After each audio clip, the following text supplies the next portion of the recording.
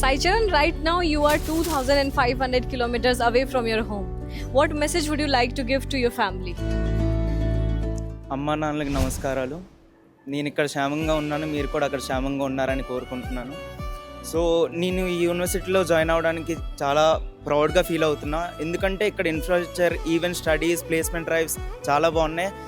And ఇక్కడ culture గురించి మాట్లాడితే ఇంకా నేను చాలా క్షేమంగానే కోరుకుంటున్నా. ఎందుకంటే ఇక్కడ అంతగా నాకు ఫస్ట్ ఇయరే కానీ అంత ర్యాగింగ్ కానీ అలాంటివి ఏమి అనిపించట్లే. తర్వాత ఇక్కడ ఫుడ్ గురించి మాట్లాడితే ఫుడ్ పరంగా అయితే సౌత్ మెస్ కూడా ఉంటుంది ఇక్కడ హాస్టల్ పరంగా.